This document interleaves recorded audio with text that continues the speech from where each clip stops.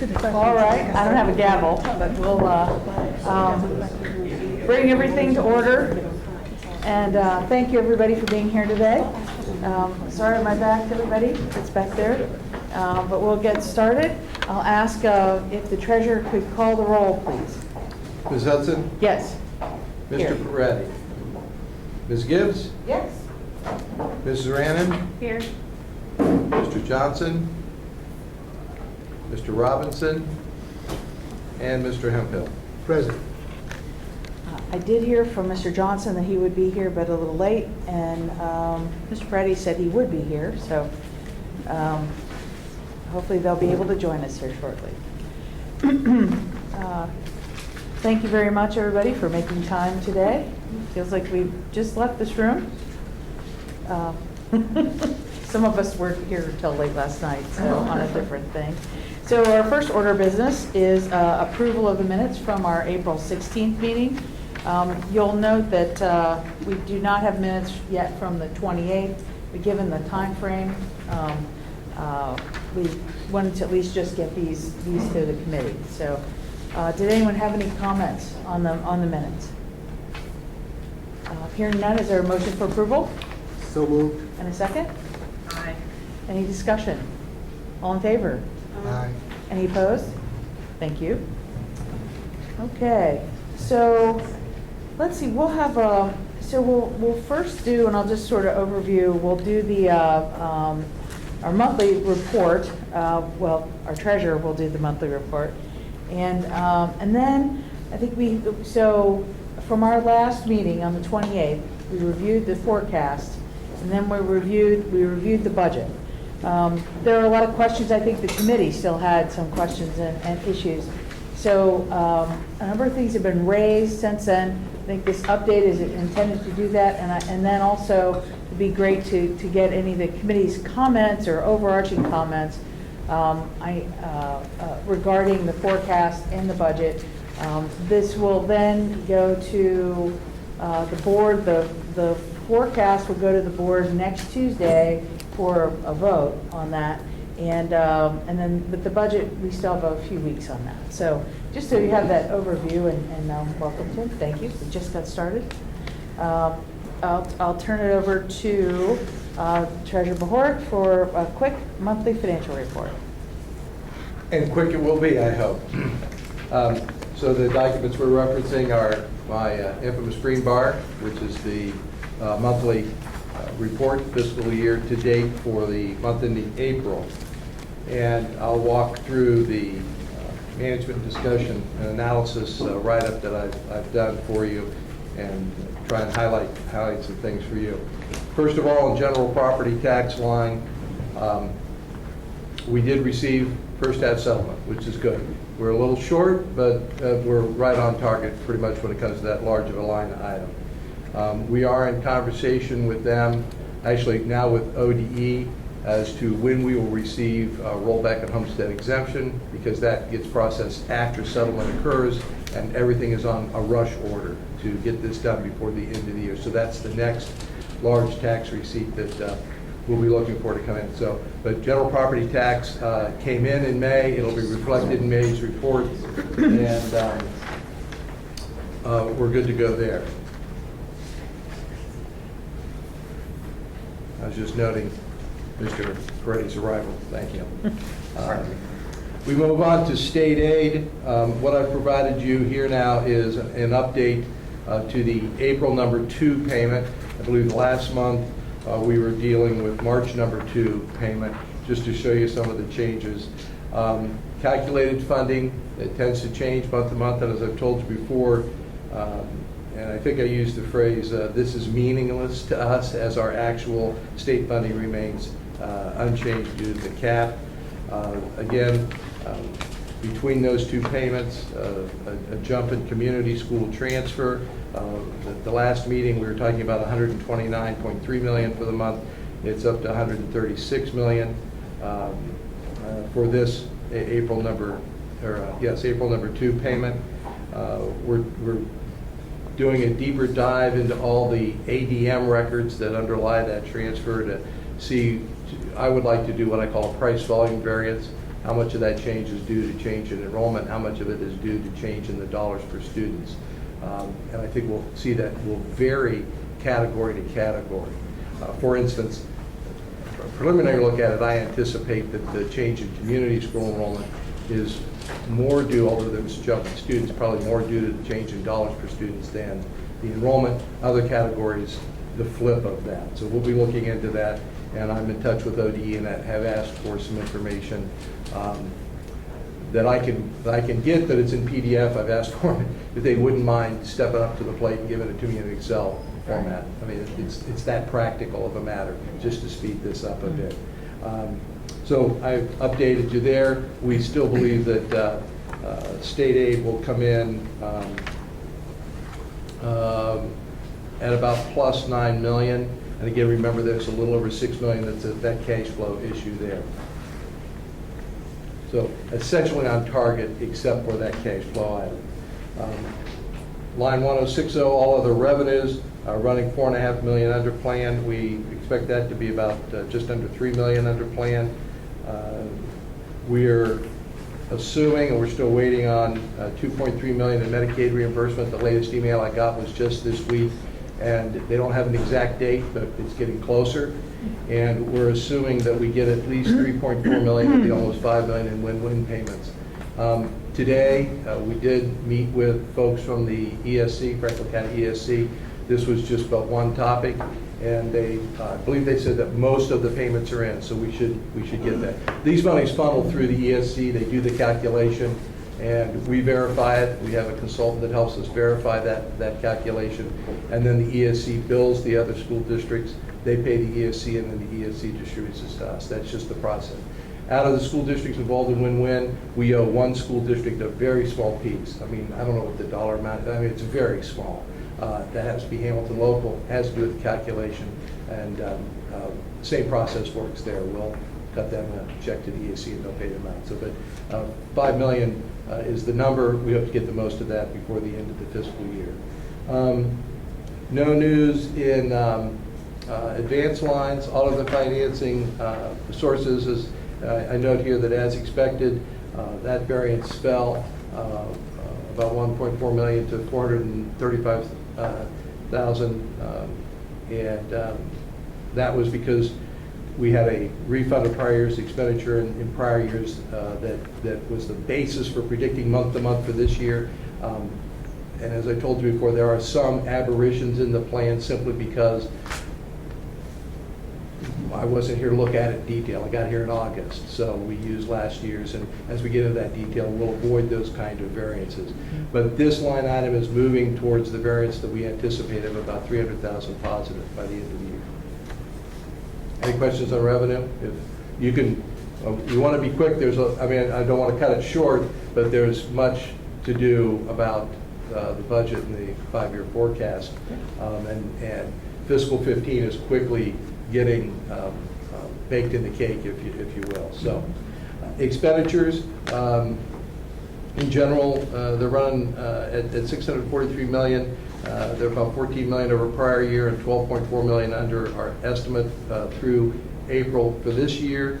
And I break down the contributors there. You'll see the major contributor is advances out, and that's a cash flow item. Again, we may or may not need to do those advances out, but right now they're running behind what plan would have called for. On the personnel side, I do some breaking out for you on page 5 to give you an idea of just more detail, salaries and wages versus benefits within that total personnel number. I've highlighted my projections for period, and I apologize, you know, putting this together, sometimes I leave my nomenclature in the forms and it might not be clear to everybody. So we identify our monthly periods as P1, P2, P3 as the first, second, and third month of the fiscal period.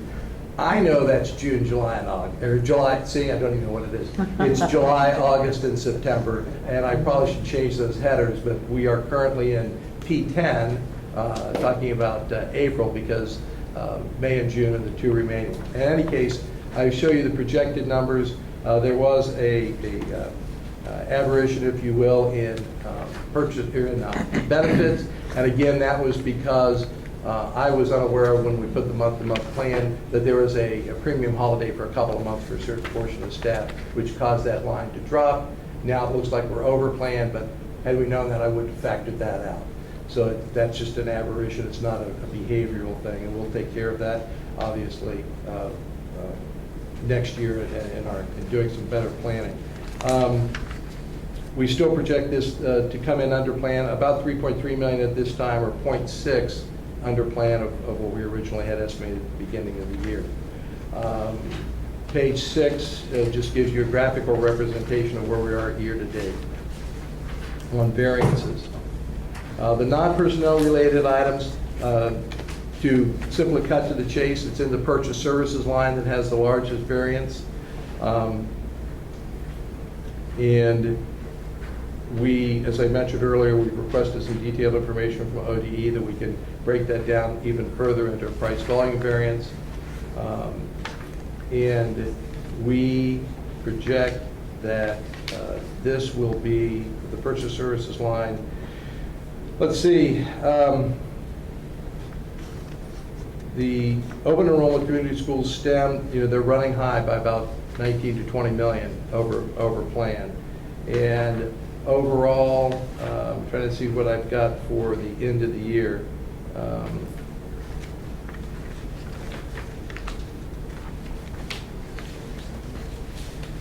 I think we got purchase services coming in about 19 over, primarily due to the community school and the school choice option. So that should come in 19 million over plan on purchase services.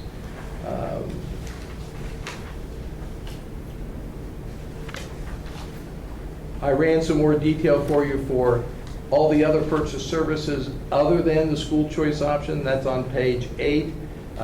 You can see various minor pluses and minuses in that category. I noted too that the 480 line pupil transportation being under plan by 2.1 million and professional technical being over by 2.1. Again, using history, it caused that distortion because we know that we brought transportation in-house.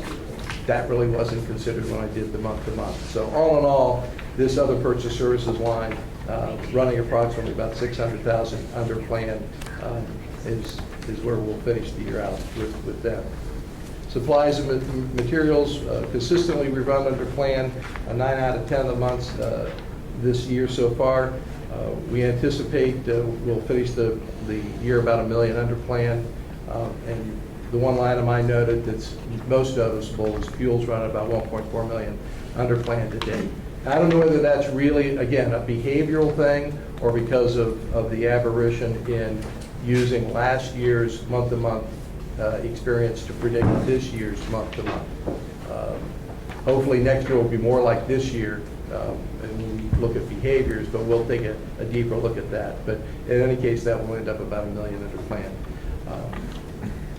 Other objects mentioned before, we're going to be posting the auditor and treasurer's fees once we get settlement. That happened in May, so that 4.8 million will get charged off in May. And as you can see in my graph on page 9, we'll jump back up, still be under plan, but more in line at about 700,000 under plan in the other objects line. No news on advances out. The last page gives you my projection. Some slight differences from last time, mainly because purchase services have jumped up. We've got a final number on real estate property, property taxes. So we're going to be about 8 million under in cash at the end of the year for what we projected. I think last month it was about 4 million being projected under plan on the ending cash balance. Again, primarily the driver there is the purchase service line, and within that, community schools. That's the quick run on this year. So on the community schools, the $6 million in May, is that a timing issue and you were expecting that, or is that a major surprise? Let me see what I gave you in.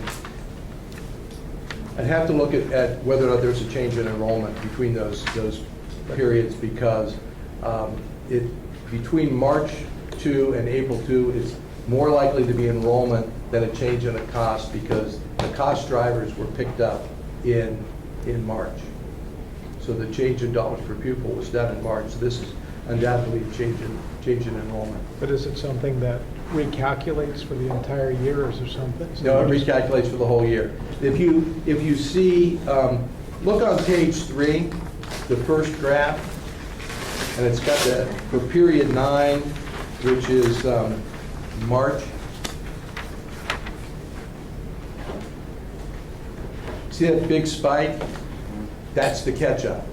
So when they recalculated and reallocated dollars within our capped amount, we were behind in receiving economic and disadvantaged aid. But we were ahead in basic aid. So that line, the residual, is very small for the very first line. It gets spread out. But for economic and disadvantage, they spiked it for us. They wrote us a check. It's a large jump. And then they spread the residual after they catch us up to 75% paid. They spread that out over the balance of the year. So overall, our payments are going to be a little bit lower month to month because they're heading to that $275 million target. On the revenue side? On the revenue side. Now, how does that translate into the? On the expense side, they change the enrollment as they get it. And enrollment's reported all the time. Used to be twice a year, now it's all the time. Whenever they, community schools, and I believe we report data to them on a very regular basis. So that can change. Just one more question, just on page 8. Remind me what's in the line for supplies and materials. On page 8,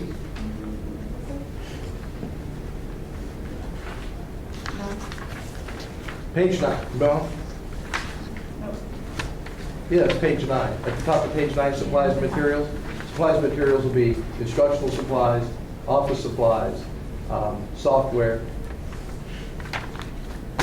Fuel. Remember anything else? Fuel. Fuel? Fuel. Thank you.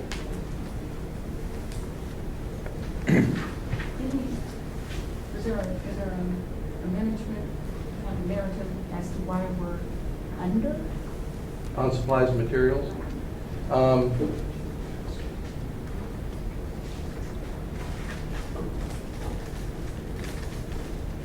It's not a behavioral issue.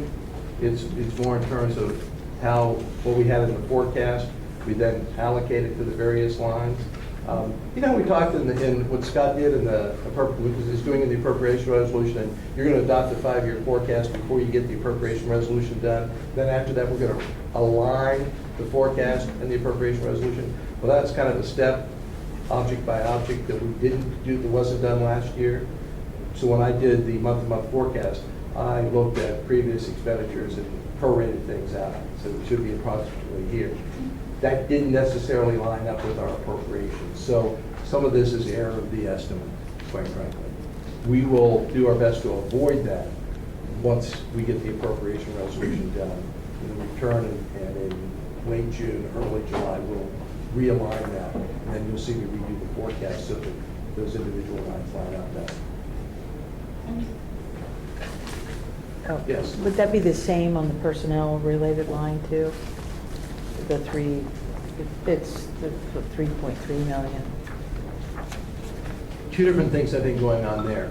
As we've talked about on the salary and wages line, that's a line in which we like to have conservatively estimated, so that we prefer to come in under. Right. The benefits line will get better at, because there are some things going on with the SERS payments. They changed how they did some funding. Right. And so we had to accelerate some payments, and that factored in. And again, it wasn't well factored into that month-to-month.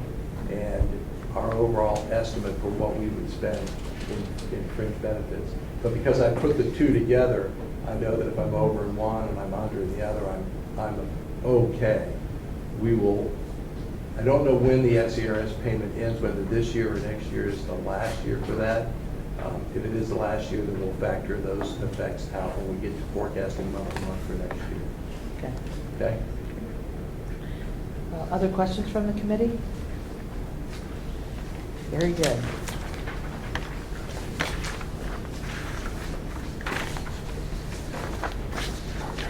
I think, do we need a motion to accept the report? I'm trying to remember. I don't know if we've I'm a little- done that. Have we done that before? Before, it's, I think we just have, see if there are any comments from folks.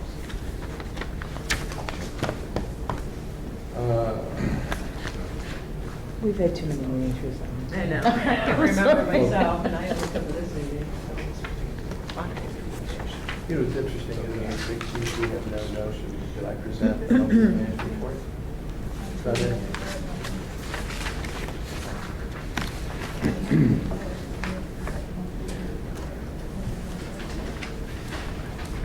Did I? Yeah, Like audit. What time's it keep Audit report, coming? Okay. although,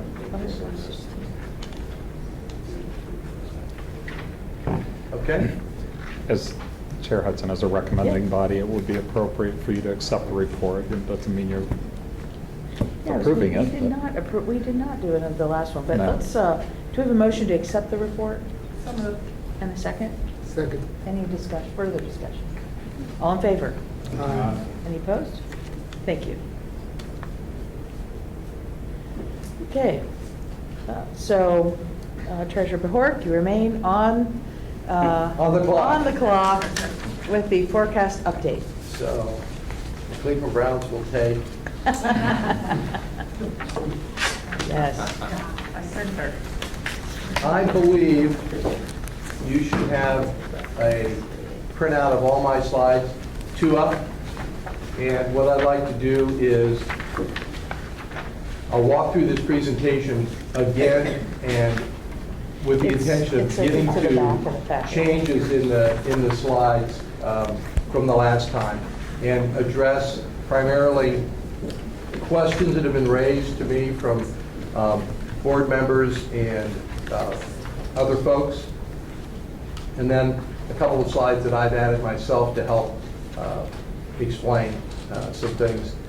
This is hot off the presses, so if the formatting as we get to the end doesn't look the best, it's because I did it about 5 minutes ago. So this is the 5-year forecast.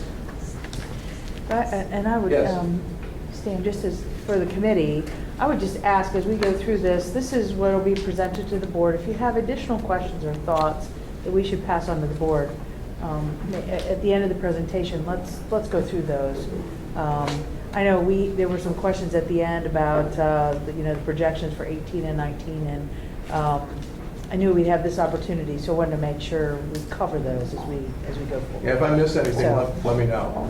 And I do want to thank, we got comments from board members and some folks in the community, and so I think I'll turn it over. I think we'll have some, it was good thought into what else should go in here. And they're going to be a Yes. list of those questions that you would write us.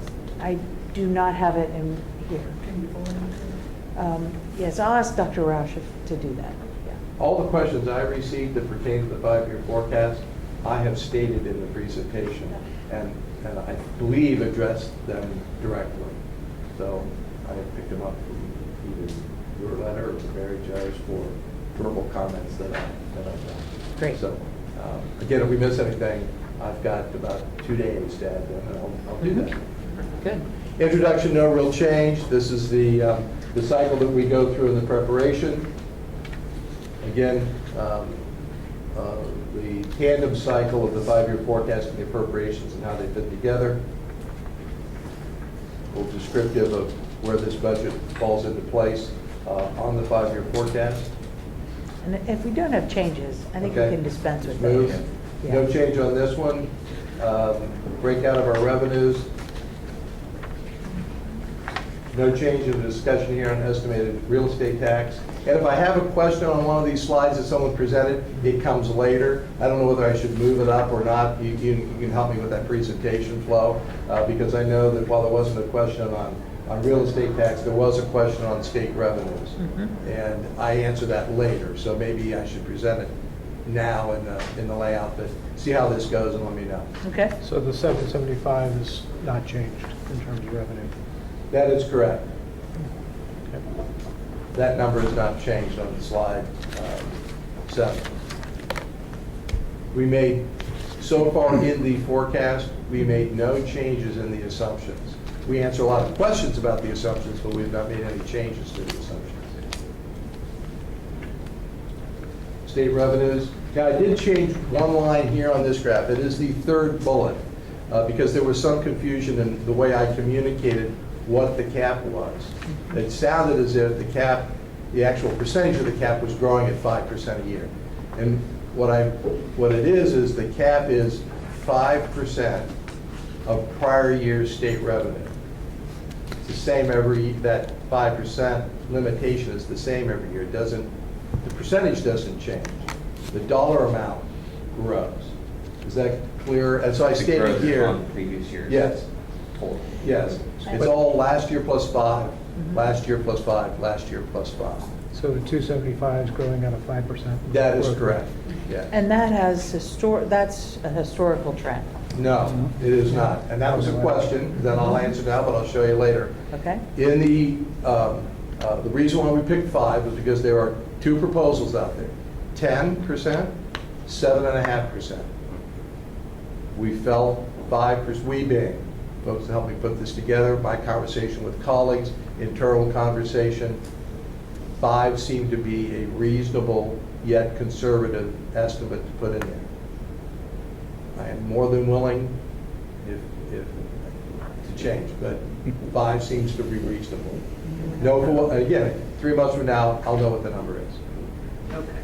Okay? But the 5% isn't, you didn't go to that, not 7.5, not 10, you went to 5 because that's been the historic, it was just a conservative number. based Nothing on- historic about it. Strictly, we know there are 2 proposals out there, 7.5 and 10.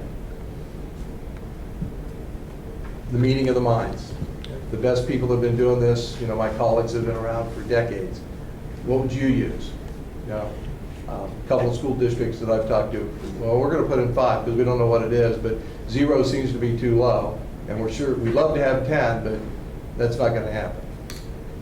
And I think, so the historic, it isn't able to be done on a historic basis because the changes, then, is it because the legislature changes it? Absolutely, Every session. absolutely. And on this line, history's not a great predictor of the future. Every 2 years, Oh, Joe? Is there a reason not to choose the 7.5 if you're either going to have 10 or 7.5? I don't know that. Okay. It- So it could it- be 0. It could be 0. Okay, all right, I see what you're saying. Could be 0. Okay. One of the things, I think, one of the things we talked about, so in between our last meeting and today, talking with the treasurer was, you know, so the board is off in July, but that in August we'd come back and he would update, rather than by law, this has to be updated in October, but that he updates this in August. And so we look at this and evaluate it in August to get a sense of, you know, where are we, because by then, those state formulas will be in place. The budget, yes. Well, yeah, but there's a better chance they'll be in place between, by then, as opposed to by Tuesday. Yes, ma'am, that is correct. Okay, so Okay. continue, yes. All right. Thank you. Property tax allocation, no change on this. The forecast still assumes the phase-out of tangible personal property. Again, there was a question about state revenue and how much we're receiving year to year in total, and I've got a slide on that I've added later. So there is that's another line, tangible personal property reimbursement. That could, it's proposed to go to be eliminated, but it isn't, that isn't for certain. That is correct. So the 29, so should it not be phased out, you would put back in 29.5 in those various line items for now? If they go back to where we are in 15, you'd put 29.5 in. And just magically, I have a slide to show you what the impact of that is. Okay, Okay? yes. That would be another July surprise. Yeah, well, you mentioned in popular word is surprise, right, Ms. Gibbs? And again, you know what the assumptions are. So if it comes back and it's 3, I mean, I'll be as surprised as you are, but we just don't know. It's an unknown at this point. But you're going to get to see a little bit of an impact, and then you can tell me if you want to do some other what ifs that might help. Okay. Estimated other local revenues, no change there. Again, line item for win-win. I don't know what, if anything, is going to happen there, but it's in there. We're going to assume that it stays. No change in this graph. I did not fix this, Ms. Gibbs, yet. With the greatest amount of respect, there are some other bigger items to do other than add the numbers to the graph, but we'll get there before Tuesday night. No change in this graph. Still breaking out the community schools percentage. Further breaking out going into each expenditure line, no change here. There was a question about benefits that I'm going to get to in the Cadillac tax that comes at the end. Purchase services. A question about how these interrelate. I'm thinking about adding another chart to maybe help you understand how they fit together, the pieces and parts that fit together. If you just look at fiscal 15, purchase services is $207.8 million. Of that $207.8 million, $160.8 is for school choice deductions. Of the $160.8, $136.7 is community schools, 2.2 is STEM, 21.75 is scholarship.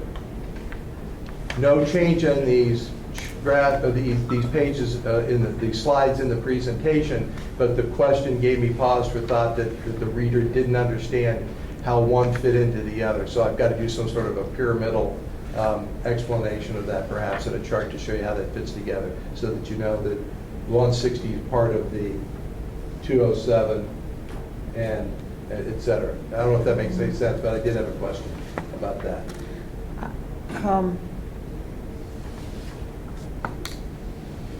I guess, where will you show, or I haven't gone through all these, where will you show how those deductions match up to do these numbers translate into a reduction in overall enrollment? Yes, I'll show you that. Okay, Have a slide on that too. good. Okay, well, I don't hold you up. Then That's okay. let's But I move to guess that. Okay. I'll show you. Is there a corresponding reduction in operating cost? I'll show you. I'll talk about that in just a second. Yes, that was one of the offline, non-written comments that everybody asked, and I'd like to talk about that for a while. And although I didn't prep Dr. Good, so if I put him on the spot, he will shoot me later. But we can talk about kind of variable fixed costs and what happens with enrollment changes and the scope and size of our district and what might intuitively seem logical. And my greatest apologies, it just doesn't work that way. Okay, so I'll walk through that. Supplies, materials.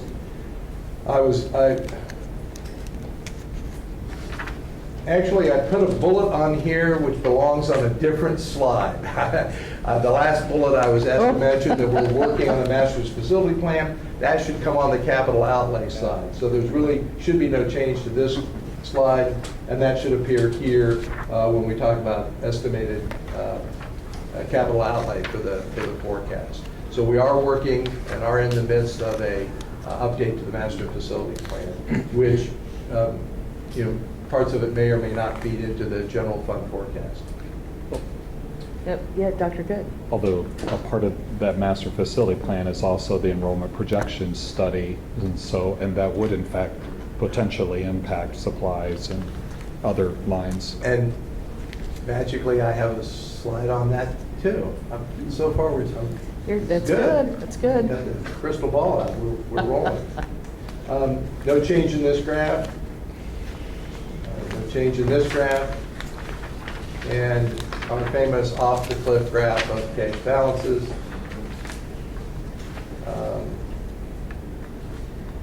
And that was a comparison to back last October, so there's no change there. Now we get into the next half a dozen slides or so are all, yes ma'am. Hold on one second. I thought I didn't ask you this previously, but I'm wondering with the off the slide 25. Yes? Could you add a slide or add something at the bottom that isn't just a graph, but it's the actual numbers, the number for those projections? Do you have that in another slide? Just where we are, in 16, 17, 18, 19. I don't know if I've got it, but it's easy enough. Okay. It's, Yeah, thanks. I just think so that we're not, I meant to ask you that last time, and I'm sorry I forgot. yeah, it's about, I know what it is, it's 163 million. Yeah. That last box is that, but, and would you like the numbers you can do it as a chart in the bottom, or just add the numbers to the bullet points on the graph as we go? Either one. I think Okay. just having a number associated with each of those dots would be important. Okay. Okay. And I'm assuming the same with this chart as well, so I'll do that. Right. Now we, I think both of those charts, important information in terms of looking ahead, so. yeah, I figured the charts were, when we did it, the charts were such an impact that maybe the numbers might be, the picture says it was worth 1,000 words. But Well, it said a lot. add numbers is an easy thing. Starting into several of the questions that all of the questions, as a matter of fact, that I've received since the May 5th presentation. The first question was tangible personal property tax versus state aid. What is the net amount of state aid anticipated in the forecast? And the state aid numbers, and I think this has to do with the fact that tangible personal property is dropping, and that's already reflected in the other state revenue line. So I simply pulled a chart together. I need to bold some numbers now, I can see. But tallying up the state sources lines in 15 is almost 355 million, 347 million for 16, 360 million for 17, 365 million for 18, and 378 million for 2019. This comes right out of the forecast document. So, and this is the process. I'm thinking about it. Maybe I should list this in millions of dollars like I've done everything else, just to keep the numbering scheme consistent. But this is straight from the forecast. And it is net of the assumed loss of the tangible personal property reimbursement. So, and is line 1.035, that increases by 5% then every year? Is that the equivalent of that 5%? There are some factors that don't grow in there. Transportation, preschool, special ed are flat, so it's not going to be perfect. And you've got the aberration of the $6 million in cash flow there. So you can't do a perfect. You can do it in the notes. You can go to my notes and see the line that grows by, the three lines in there that grow by 0.5. So it includes that 5%, but not every, Not so there are sublines, sub-ledger items to that. And they're in the 24 pages of notes. Okay. Because that's okay.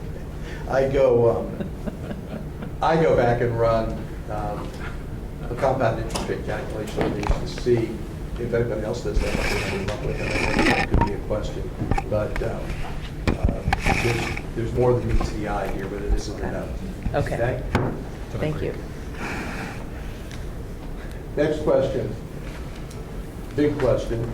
There's only one question that I've been asked that has to do with millage.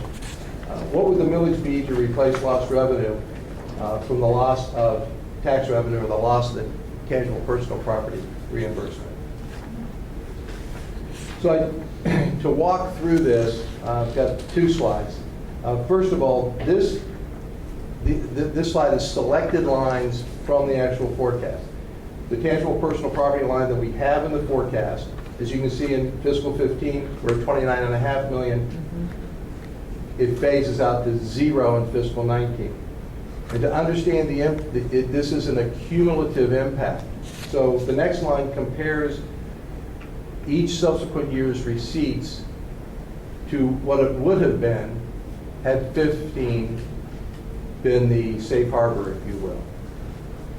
So if we would go back to that 15 number, we'd have to be able to project that out consistently because of the provisions of the new state budget. That's what I want to compare to. So in fiscal 16, the revenue loss is 8.5 million.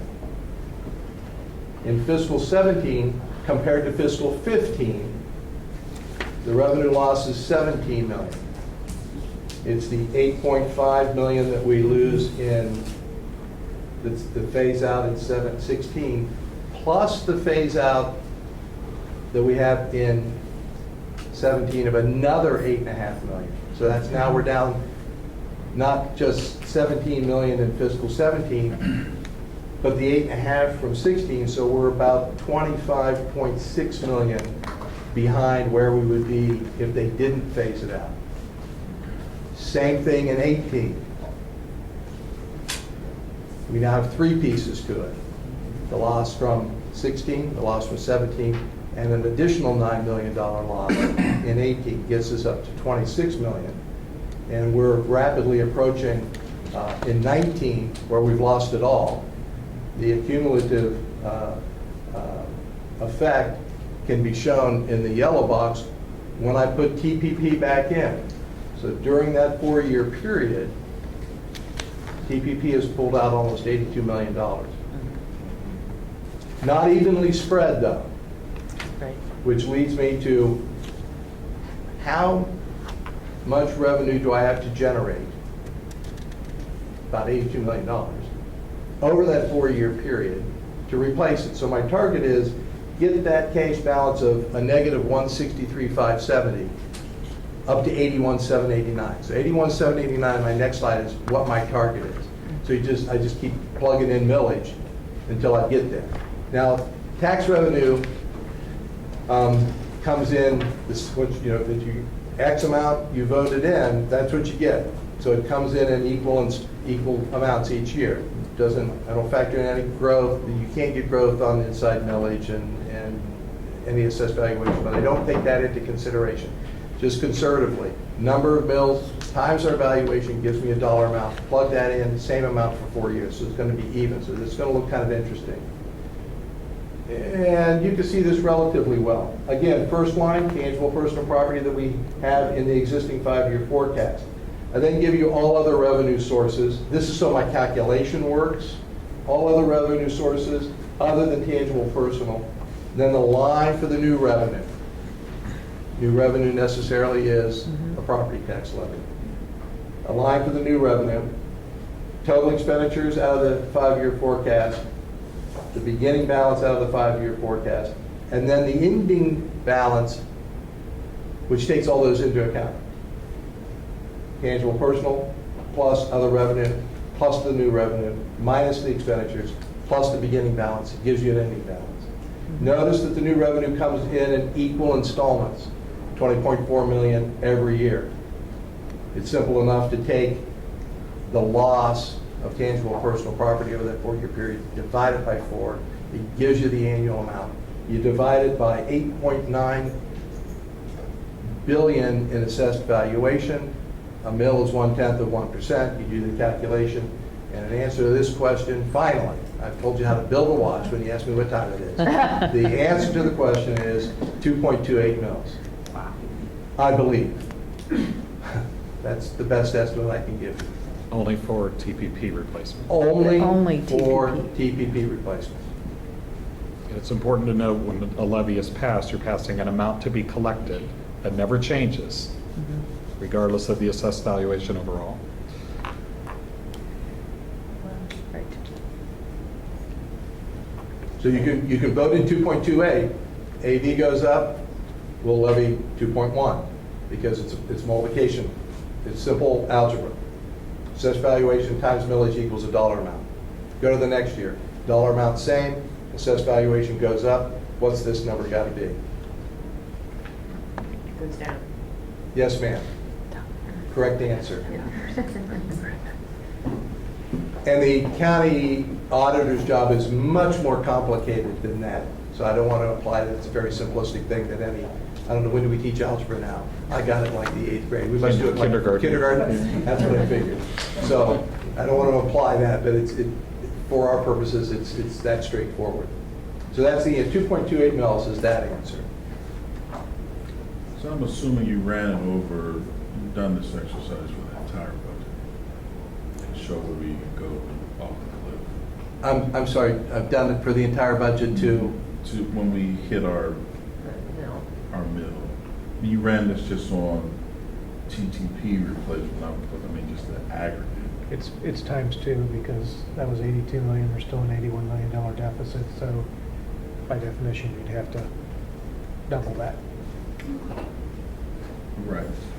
So am I saying it right about the entire, the whole budget, not just this particular Right. exercise? Overall. You can look at the forecast and look at that $160-some million balance. Insert a line like I did here. Plug in a number. And if you got your spreadsheet set up right, the 20 million flows through from the first year to the last, the second year to the last, third year to the last. And the number will jump out at you. Yes, ma'am. And I guess I would hesitate to put out an exact millage number till we know what the state budget's gonna do. So really, any number that gets said right now is yeah, so I guess that's just. That's not the point of time to forecast either, is that it's not a millage like document specifically, Yeah. you know, it's forecasting tool. Say what the missing piece. Yeah. I would agree with you entirely. But this is helpful because you don't have a lot of moving parts to this piece. Right. As I've said to everyone, because I get asked, so when does this tell you that you have to ask for a new levy? And with all due respect, I answer that question, it doesn't. It highlights the cash position based upon numerous assumptions out into the future. And there can be various criteria to be a trigger point for discussion. Brackets, negative ending balances are one. It was brought up earlier, I try to remember which one of the gentlemen mentioned this, but when revenues exceed expenditures, or when expenditures exceed revenue and you're in a deficit spending situation, is that a trigger point? I mentioned an ending cash balance policy of, say, 30 days operating cash based upon previous year expenditures.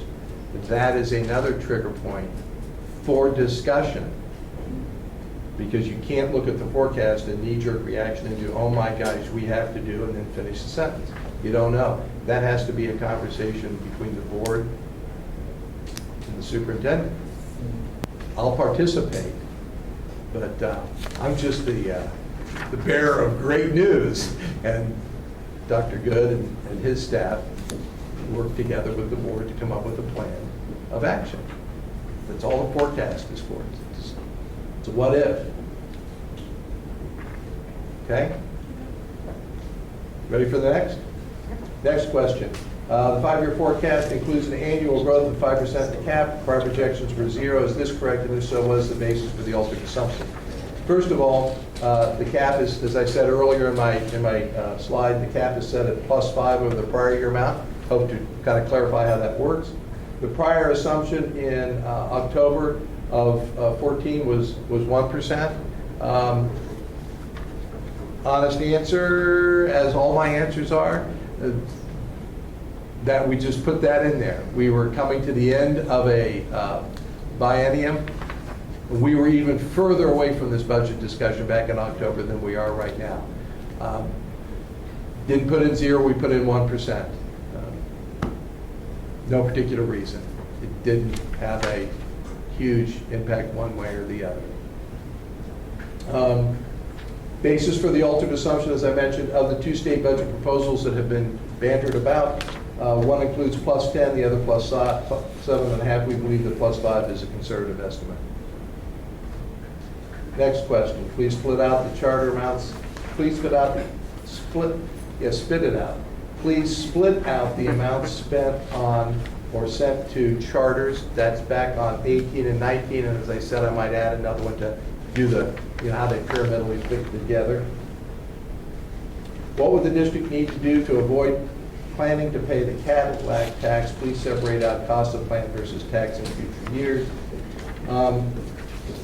The only way that I know of to avoid the Cadillac tax is a significant change in the health insurance plan. That we have an insurance committee. We're subject to collective bargaining. It's a more of a process than simply saying, let's change the plan. Can't do that. That's an excise tax on certain plans that exceed benefit levels that are prescribed in the ACA. And we put in, like I said, I think $5 million and $6 million in 18 and 19 for that, above and beyond the 4.4% growth in our healthcare benefits in general. Next question. On the slide for capital outlay, 3% growth year over year is assumed, as several large ticket items for transportation will cut. Is plus 3% enough? I looked at, this line's not a huge line. I think it's a couple $1 million line. I have to tell you, when I saw that, my first answer to the question was, I hope so. I thought a better question would be in order, but I looked at trend from 14 to 15, and it's 3.385. So we use 3%. I don't see a great need. Now, again, when we realign to the fiscal 16 appropriation resolution at the forecast detail level, these numbers will change a bit. But I don't see any reason to, 3% for the forecast is okay by me. If you want to be put in 4, I can put in 4, but the picture just gets bleaker. And it's not a large, it's not a needle mover, okay? Now for enrollment. The 4-year forecast increasing enrollment in community school. And by the way, I wrote, the other questions were pretty much verbatim with a little, few changes of mine to make it read a little bit better because they were submitted in writing. This one I wrote myself based upon conversations. The 5-year forecast forecasts increasing enrollment in community schools, actually all the school choice options. Doesn't this imply a decline in CCS enrollment? And if so, why are expenditures rising when enrollment is declining? Answer to the first question, not necessarily so. In fact, no, don't make that inference. Increasing school choice enrollment can come from a variety of sources. New students moving in. I don't know what's going on in the parochial system. Parents can choose to take their kids out of the parochial schools and put them over in a charter school, just like they can choose to take them out of our schools and put them over there.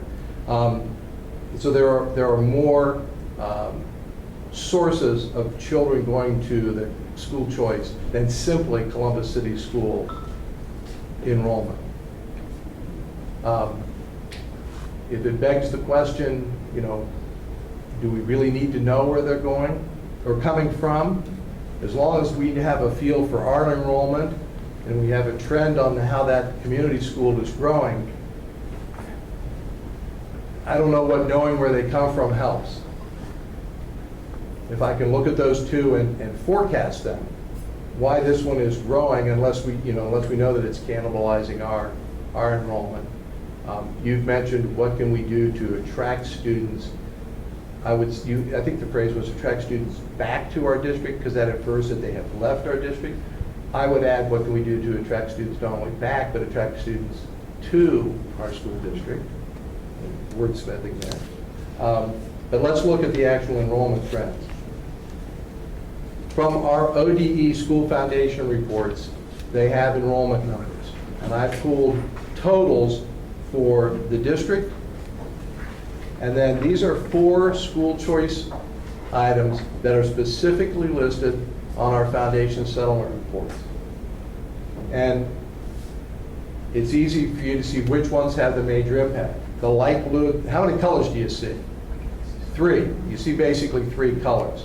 So there are 3 drivers in this. Our school enrollment is at the bottom in the blue.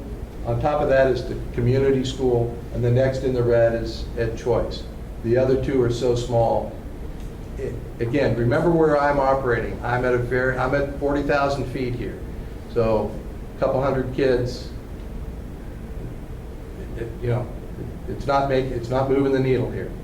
So, and I look at the trend and I draw a line across our enrollment according to the ODE data from fiscal 12 through fiscal 15. It's a flat line. But if I draw a line across the top, the contributors being school choice, it's not a flat line. And again, I love algebra. Slope of the line indicates rate of change. Flat line is 0 slope, 0 change, effectively. Positive slope, there's some change going on. This is the actual numbers now. You saw it pictorially. These are the actual numbers for 12, 13, 14, and 15. Again, per the report from ODE, you can see it went from 48.4 to 48 to 47.3 to 48.7. And here's where we address the question of, if enrollment goes down, why don't your expenses go down? And I'm going to do this in explanation, and if I say something wrong, Scott and Dr. Good can just pummel me if they like. But these are my thoughts. Let's take fiscal year 12 to fiscal year 14. That's, I think, the largest change. So 48.4 to 47.2 is about, real quick, 1,200 students. I think intuitively the people who asked that question believe that there is a number of children that if they leave the schools, you should reduce a staff member. Typically, it's a teacher-pupil ratio thing. So they think, well, if you have, and I'm just going to use a number, it has nothing to do with negotiated agreements, it has nothing to do with what's right, wrong, or not. It's because I think I can do the math in my head. 25 students per teacher. So for every 25, why don't you take a teacher out? Well, we had 1,200. We did that math. What was it? 25 into 1,200. It's should you be reducing 45 teachers? Imagine 1,200 students spread over this district. Say there's 100 schools. It's 100 and 1,200 divided by 100 And size fluctuations. 12 kids per school, 6 grades, 2 kids per class. Guess what? Now, they don't happen evenly, but they also don't happen 25 at a time in a school, in a grade level, at a specific subject. Doesn't happen. So while that's intuitively appealing, from a practical standpoint, if you're in a different chair at this table and have to assign teachers to cover students as they walk through the door, sometimes the day after school starts, and you have to set up bus routes based upon where all the kids are. If that 120 or 1,200 kids didn't all leave from the same block or leave from the same, you know what I'm saying? They don't leave in those big chunks. It's not that quick of a change. Over time, yes. Year to year, they don't walk out. They don't walk in that way. And I think we talked last time about assignment of teachers and class size, things like that. Anyway, that's the enrollment story when it comes to the district's ADM. Yes, ma'am. What is ADM? Oh, I'm sorry. There you go. Average daily membership. Okay, and we can put that on that front page. Okay. I love that glossary, but yeah, that would be one to add. Thank you. Sorry. Average daily. ADM and enrollment are not exactly the same. They're close enough, but they're good proxies for where we are in terms of student population. And that's something as a community member I think is interesting, that when we look at students that live in the district, that would be one number to look at, and then a subset of that, the students that attend Columbus City schools. Because as we're seeing, we're still paying to educate these children that go to community schools. So as a part of the budgeting process, looking at number of population as a whole, and then, you know, this blue line. So I guess having numbers attached to those is what I'm kind of Back here, interested in. back here. Well, yes, but I see you're breaking them out on these. Yeah, this one is our Charts, district enrollment, or ADM. And then, let me jump ahead. I also look at the school choice numbers. And here are those 4 lines I have. Here are the numbers there. And you can see that the driver is community schools.